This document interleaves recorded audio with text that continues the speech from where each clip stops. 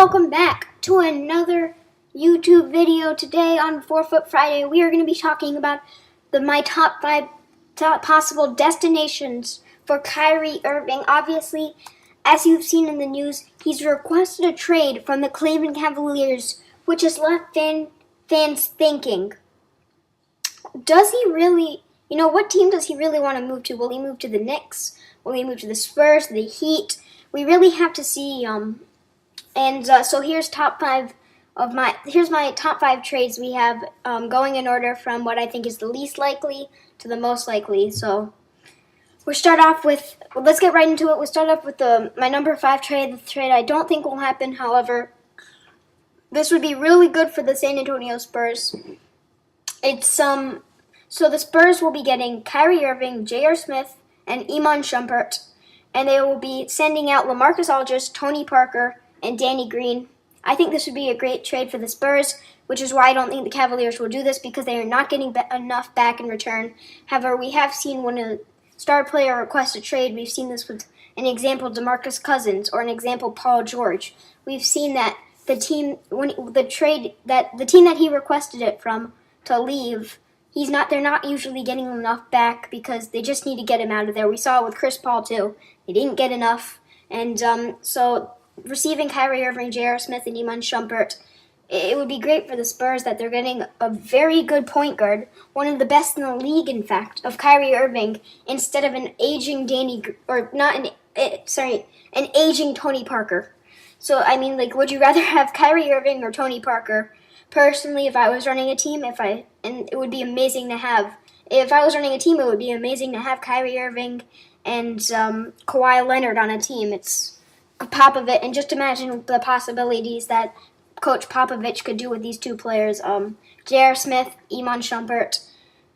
I don't know what Iman Shumpert, how he would do with the Spurs. It's just kind of a large contract. However, we know what Pop can do. We know he can implement him in the system. And then the Cavaliers are getting LaMarcus Aldridge, a good rebounding type player. They're getting Tony Parker, obviously, as I talked about him, an older player that's kind of just aging. And then you do get Danny Green, though, so that's a positive. LaMarcus Aldridge and Danny Green are two good players. Again, Aldridge is aging, but Danny Green, he's one of the best 3-and-D players in the league. And what the Cavaliers need is someone who either can come off the bench behind LeBron James, maybe behind Kyle Korver, that type of thing. They need someone off the bench to defend, Nick Young, Klay Thompson, Kevin Durant, and Danny Green can do that while also going on the other end of the court, hitting a 3. But you're losing a good shooter in J.R. Smith. You are getting LaMarcus Aldridge. He's a good player to pair next to Kevin Love. Them two would form a nice power forward center combination. Very good front court there. Maybe you basically defend, or not even defend the backcourt, but playing a backcourt, you have a really good front court. This type of thing, even like the Nuggets are doing with Jokic and Millsap, and the Pelicans are doing with Cousins and Davis. So you can see that you can maybe almost defend a backcourt just by putting in a really good front court. So make sure there's no points in the paint, and all the other team has to do is shoot threes. And the Warriors can shoot enough threes, but you're going to make more twos than you're going to make threes in a game.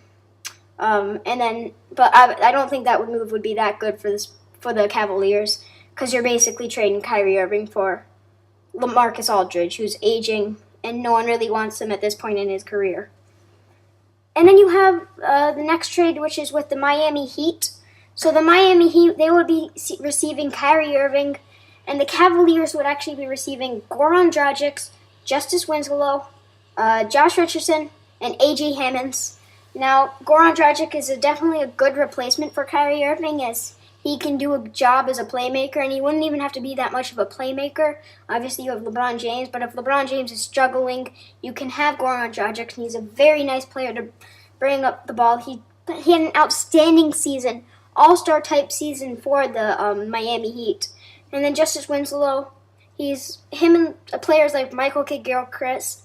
You have Justice Winslow, Michael Gilchrist, Stanley Johnson even, and Andre Roberson.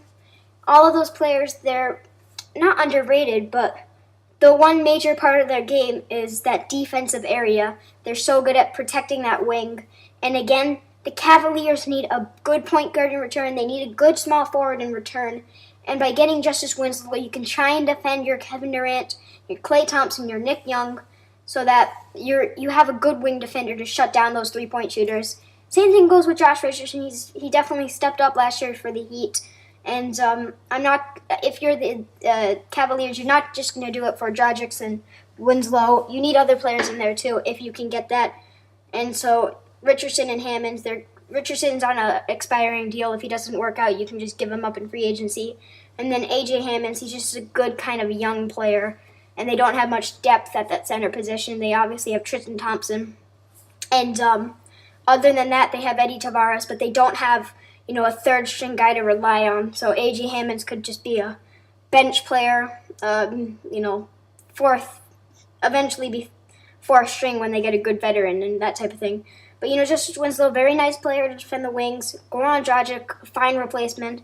I don't think this trade is likely. However, if they need something to really fall back on, I guess you can do this trade. I mean, it all depends on what the Cavaliers want to do with Kyrie Irving.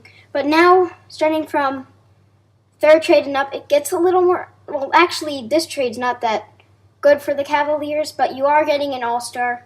So, without further ado, we'll get into the LA Clippers and how he could be traded there.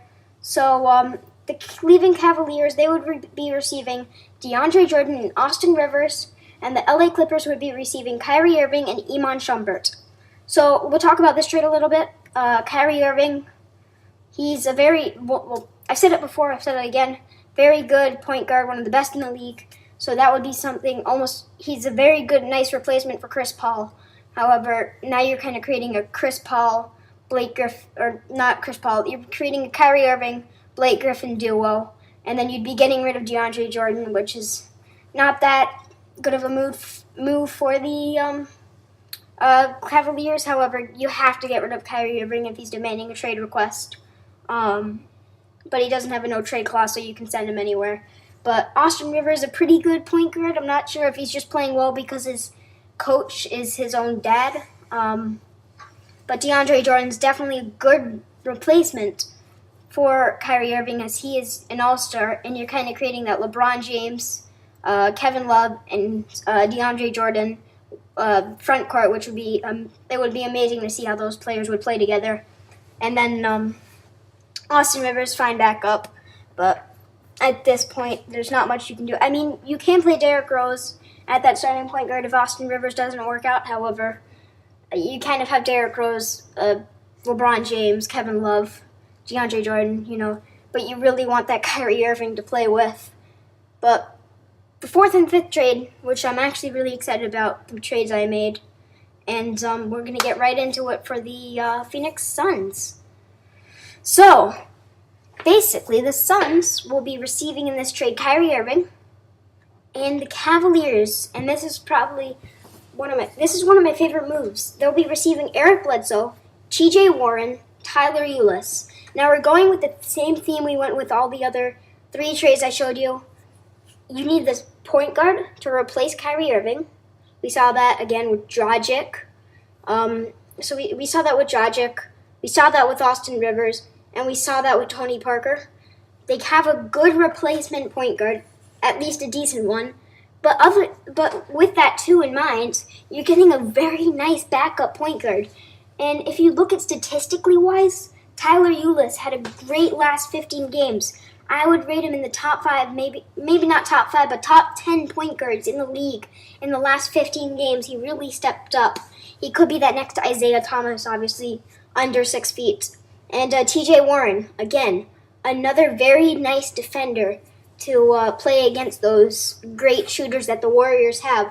So this is kind of the same theme, but Eric Bledsoe, if he doesn't get injured, he's a great replacement for Kyrie Irving.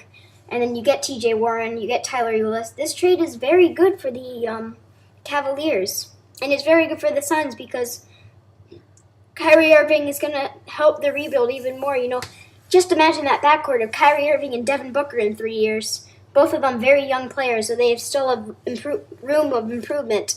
And then that Suns, you have Tyson Chandler, that veteran center. But you also have Derek Jones Jr., you have Marquise Chris. You have all of these young players. I can go on and on with the young players on that team. So getting rid of Tyler Ulis, a young player, wouldn't be that bad.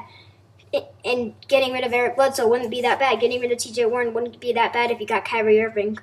So that's the second best trade, I think, for the Cavaliers. But the best trade I would have is the one I really think should go through, and it's to the New York Knicks.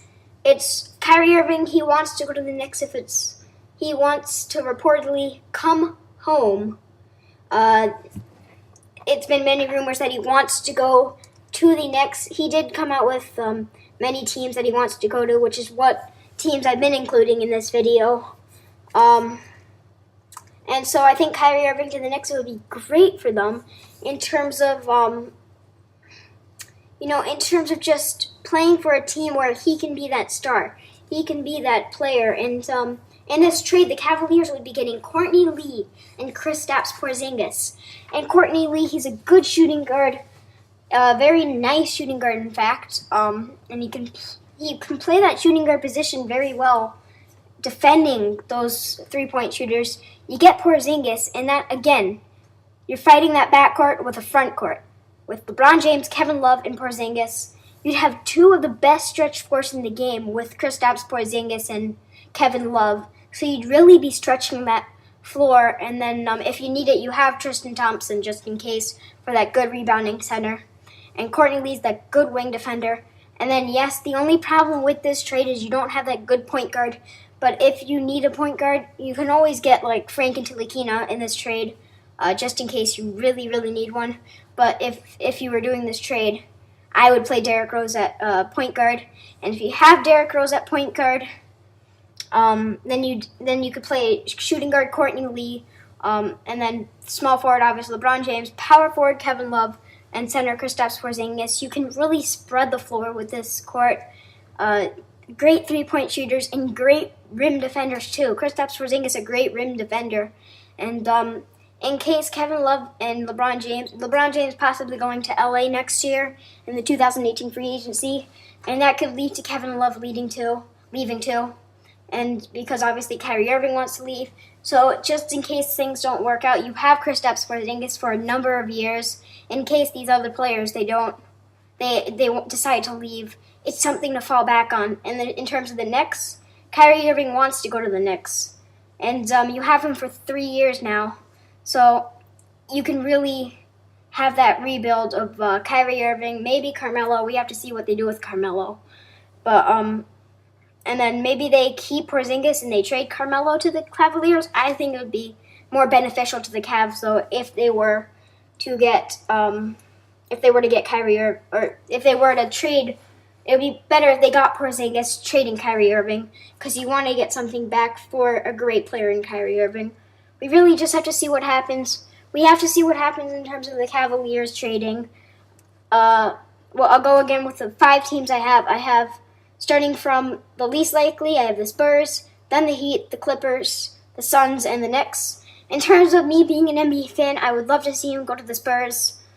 Even that's why I have it on this list. However, it's the least realistic. In terms of realism, Knicks, I think that's where he should go in terms of Porzingis. And also, talking about that Knicks trade, I have a whole blog post on why he should go to the Knicks. So make sure to check out 4foot9.wordpress.com. Make sure to also hit the like button if you enjoy this video and you want to see more of these possible trade rumors. If you didn't like this, hit the dislike button and then let me know in the comments why you didn't like it and how I can improve my videos. And otherwise, subscribe to my channel, check out my blog, and have an amazing day. Thank you for watching, and peace out.